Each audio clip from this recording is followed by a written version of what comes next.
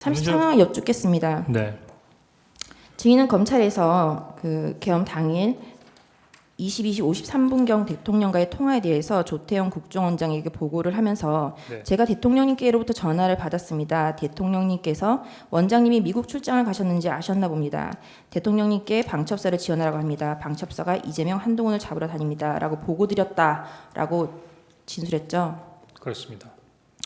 조태영 국정원장은 계엄 선포를 위한 국무회의에 참석을 해서 불과 20분 전까지 대통령과 함께 있다가 국정원에 복귀한 사람입니다. 대통령이 22시 53분경에 국정원장이 미국 출장을 간 줄 알고 증인에게 지시를 했다는 건 이상하지 않나요? 이상하죠. 저도 이상하게 생각합니다. 왜냐하면 제가 이렇게 말씀드리는데도 네. 그 국정원 다음 조태영 원장님께서 국무회에 갔다 왔다는 말씀을 안 하셨고 대통령이 이미 뵙고 왔다는 말씀도 저한테 안 하셨습니다. 제가 어떻게 알게 됐냐면 조태영 원장님께서 말씀을 해주셔서 한 게 아니라 그 다음날 언론에 나와서 알았습니다. 다음날 아침에 알았죠. 네. 그래서 36강 여쭙겠습니다. 대통령은 그 22시 53분경 전화에 대해서 아까 그 국무회의가 다 끝나고 나서 당시에는 국정원장이 미국에 가 있는 줄 알고 그 국정원장 부재시의 그 직무대리인 1차장인 증인에게 전화를 해서 한두 시간 뒤에 전화할 테니 대기하고 있으라라고 말을 했는데 국정원장이 비서실장의 전화를 받고 국무회의에 참석을 해서 그 비상계엄 선포를 하고 난 이후에 아까 전화 대기를 하고 있으라는 그 말이 생각이 나서 아까 국정원장이 한국에 있다는 말을 왜 안 했냐. 국정원이 대공수사를 해야 되는데 대공수사권이 없어졌으니 방첩사를 도와라. 방첩사령관 육사 후배니 방첩사를 도와 정보가 있으면 정보를 주고 간첩들 싹 다 잡아들이라 라고 말을 했다는데 증인의 워딩과 미묘하지만 굉장히 큰 차이가 있는데 어떤가요? 지금 어디 있는 말씀이십니까? 이건 대통령의 말씀을 제가 질문을 한 겁니다. 대통령이 이렇게 진술을 했다고요. 그러면 다시 한번 말씀해 주십시오. 너무 빨리 말씀을 하셔서 잘 못 알아들었습니다. 대통령께서는 22시 53분경 전화에 대해서 아까 국정원장이 한국에 있다는 말을 왜 안 했냐. 국정원이 대공수사를 해야 되는데 대공수사권이 없어졌으니 방첩사령관이 육사 후배니 방첩사를 도와서 정보가 있으면 정보를 주고 간첩들 싹 다 잡아들이라 라고 말했다는데 증인의 말과 다른데 어떤가요? 대통령이 누구한테 하신 말씀이십니까? 증인에게요. 저한테요? 네.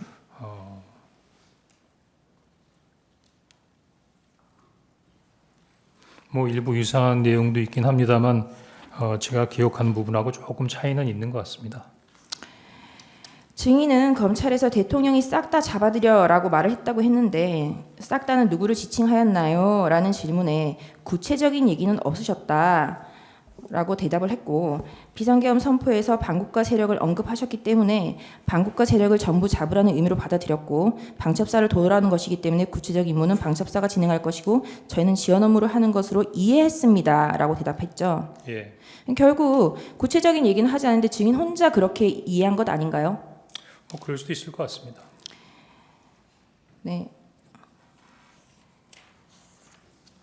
그 아까 청구인 측의 그 질문에도 있었는데 증인은 계엄 선포 후에 그 10시 45분경 여인영에게 전화를 했지만 여인영이 전화를 받지 않았죠.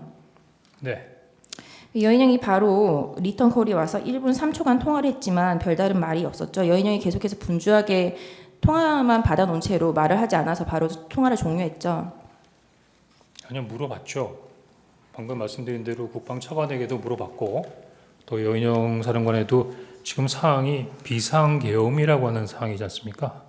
따라서 물어봤는데 그 여인영 사령관이 저희들도 비상계엄을 모르고 있었고 그냥 위에서 시키는 대로 하고 있다라는 부분에 있어서 단편적인 답변만 하고 추가적으로 세부적인 설명은 없었기 때문에 그때까지만 하더라도 방첩사도 이 사항을 모르고 있었어? 라는 궁금증은 계속되고 있었습니다. 그 대통령과 통화를 마치고 3분 후인 그 22시 58분경 증인은 여인영에게 전화를 하여 48초간 통화를 하였지만 여인영이 폰만 들고 통화를 할 수 있는 상황이 아니어서 통화를 마쳤다라고 했는데 맞나요? 그런 것 같습니다. 그리고 증인은 이전 대통령과의 통화에서 여인영 방첩사령관과 계엄과 관련하여 통화를 해보라는 지시는 아니었나요? 라는 질문에 직접적으로 그런 워딩은 없었습니다. 라고 답했죠. 끝나고 난 다음에 바로 방첩사령관한테 전화해봐. 그런 말씀은 없으셨습니다. 증인은 아까 2차례나 여인영이랑 통화를 했는데 여인영이 통화를 받기만 하고 제대로 된 대화를 나누지 못했음에도 불구하고 8분 뒤인 23시 06분경 먼저 다시 전화를 하였죠. 일단은 대통령으로 지시받은 건 저고 발등에 불 떨어진 건 저니까 제가 전화를 했죠. 네, 증인은 이때 2분 47초간의 통화에서 여인영이 체포 명단을 불러줬다라고 진술을 했는데 그러니까 아까 2번의 통화에서 여인영이 상황이 분주해서 대화조차 할 수 없었던 상황이었다라고 했고 그리고 지금 이 즈음에서는 그 여인영은 김용원과의 화상 그 회의가 제대로 연결되지 않아서 굉장히 분주한 상황이었습니다. 이러한 상황에서 여인영이 증인에게 명단을 불러줬다라고 주장을 하시는 것인가요? 당시 여인영 차장관이 어떤 분주한 상황인지에 대해서는 저는 설명하지 않았고 저는 여인영 사령관이 이야기하는 대로 듣고 기억하는 것을 그대로 말씀드리고 있는 겁니다.